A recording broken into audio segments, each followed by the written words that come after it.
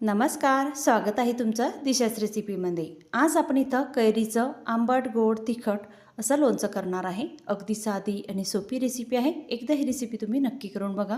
अगदी वर्षभर लोणचं खराब होणार नाही किंवा रंगसुद्धा बदलणार नाही। अगदी स्टेप बाय स्टेप अशा पद्धतीने लोणचं तुम्ही नक्की करून बघा। चला तर मग रेसिपीला सुरुवात करूया।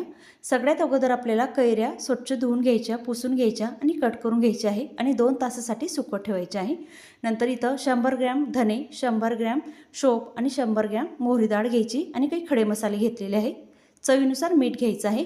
आता शोप आणि धने आपल्याला छान बारीक करून घ्यायचे आहे। जास्त बारीक करायचे नाही, थोडे जाडसर आपल्याला मिक्सरला फिरवून घ्यायचे आहे। आता धनेसुद्धा मी बारीक करून घेतलेले आहे किंवा तुमच्याकडे धना पावडर जर बारीक केलेली असेल तर ते सुद्धा तुम्ही वापरू शकतात। आता इथं शोप, धने आणि मोहरी डाळ ही तुमच्या अंदाजाने तुम्ही घ्यायची आहे, कारण की जर तुम्हाला लोणचं मसाला किंवा लोणच्याचा खार जास्त आवडत असेल तर तुम्ही थोडं जास्त प्रमाण घेऊ शकतात। आता मोहरी डाळसुद्धा थोडी मिक्सरला फिरवून घ्यायची, जास्तही बारीक करायची नाही। आता सर्व प्रकारचे खडे मसाला घेतलेला होता तो सुद्धा मिक्सरला बारीक करून घेतलेला आहे। आता बघा अशा पद्धतीने सर्व साहित्य व्यवस्थित लावून घ्यायचं आणि यामध्ये 3 ते 4 चमचे मेथी दाणे घ्यायचे। मेथी दाणे सुद्धा मिक्सरला मी बारीक करून घेतलेले आहे। आता इथं 2 चमचे हळद घ्यायची। आता इथं मी थोडा लोणचं मसालासुद्धा वापरणार आहे, त्यासाठी मी तिखटचं प्रमाण थोडं कमी केलेलं आहे।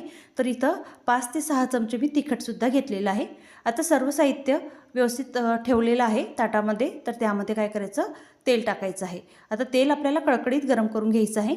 आता इथं 2 किलो कैऱ्यासाठी मी अर्धा किलो तेल घेतलेलं आहे। आता तेल छान कडकडीत तापू द्यायचं। आता तेल छान तापलं की त्यामध्ये 2 लवंग टाकायच्या, म्हणजे तेल कसं तापलेलं आहे हे समजेल। आता लवंग वरती तरंगत आहे म्हणजे आपलं तेल व्यवस्थित तापलेलं आहे। आता तेल थोडं थंड होऊ द्यायचं आणि नंतर पूर्ण मसाल्यावरती टाकायचं आहे। आता व्यवस्थित आपल्याला मिक्स करायचं आहे। जास्तही कडकडीत तेल टाकायचं नाही, थोडं कोमट तेल करायचं आणि नंतर टाकायचं। आता तेल टाकताना आपल्याला सर्व मसाला व्यवस्थित मिक्स करून घ्यायचा आहे। आता सर्व मसाला मिक्स झाल्यावरच आपल्याला इथं कैरीचं लोणचं मसाला वापरायचा आहे। तर इथं 5 ते 6 चमचे मी लोणचं मसाला वापरलेला आहे। आता या लोणचं मसाल्यामध्ये हिंगसुद्धा असतो, तर त्यासाठी मी हिंग वापरलेला नाही, लोणचं मसालाच वापरलेला आहे। किंवा तुम्हाला जर हिंग टाकायचं असेल तर थोडा 1 चमचा हिंग तुम्ही टाकू शकतात। आता थोडं तेल टाकायचं आणि आपल्याला मसाला मिक्स करायचा आहे। आता मसाला व्यवस्थित मिक्स करून झालेला आहे। आता यावर आपल्याला गूळ टाकायचा आहे। आता गुळाचं प्रमाण तुम्ही आवडीनुसार घेऊ शकतात। इथं मी अर्धा किलो घेतलेलं आहे। आता इथं लहान मुलांसाठी लोणचं करायचं आहे, तर त्यांना आंबट गोड तिखट असं लोणचं आवडते, तर त्यासाठी मी 2 किलो कैऱ्यांसाठी अर्धा किलो गूळ घेतलेला आहे। आता व्यवस्थित आपल्याला यावर सुद्धा तेल टाकायचं आहे आणि लोणचं मसाला आणि गूळ आपल्याला व्यवस्थित मिक्स करून घ्यायचं आहे। आता मिक्स करून झालं की आपल्याला हा पूर्ण मसाला अर्धा तास किंवा 1 ते 1.5 तास थंड होऊ द्यायचा आहे। गरम याच्यामध्ये आपल्याला कैरी टाकायची नाही, थोडं थंड होऊ द्यायचं आहे। नंतर यामध्ये आपल्याला बघा मसाला छान थंड झालेला आहे।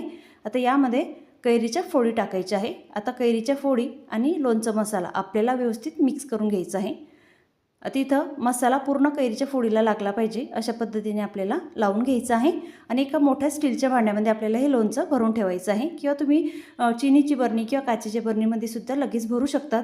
पण इथं बघा, जर तुम्ही स्टीलच्या मोठ्या भांड्यामध्ये लोणचं अशा पद्धतीने ठेवलं आणि 5 ते 6 तास जर लोणचं ठेवलं ना, तर गुळाचं सुद्धा पाणी होते आणि आपल्याला व्यवस्थित सर्वात महत्त्वाचं म्हणजे मिक्स करता येते। आणि आता बघा इथं मी लोणचं मसाला 1 तासानंतर तुम्हाला दाखवते आणि लोणचंसुद्धा बघा तेल सुटलेलं आहे आणि रंगही बघा छान आलेला आहे। आता रात्रभर मी हे मुरवत ठेवणार आहे आणि नंतर दुसऱ्या दिवशी आपल्याला हे बरणीमध्ये भरून घ्यायचं आहे। आता दुसऱ्या दिवशी तुम्ही बघा छान रंग आलेला आहे आणि लोणचं तर खूप भारी झालेलं आहे। आता लोणचं आपल्याला बरणीमध्ये भरून घ्यायचं आहे। तर बरणी अगोदर आपल्याला स्वच्छ धुवून घ्यायची, पुसून घ्यायची आणि उन्हामध्ये सुकून घ्यायची आहे, नंतरच लोणचं भरायचं। किंवा तुम्हाला काचेच्या बरणीचा सुद्धा वापर करायचा असेल तर बरणी अगोदर स्वच्छ धुवून घ्यायची, उन्हामध्ये सुकवून घ्यायची आणि नंतर लोणचं भरायचं आहे।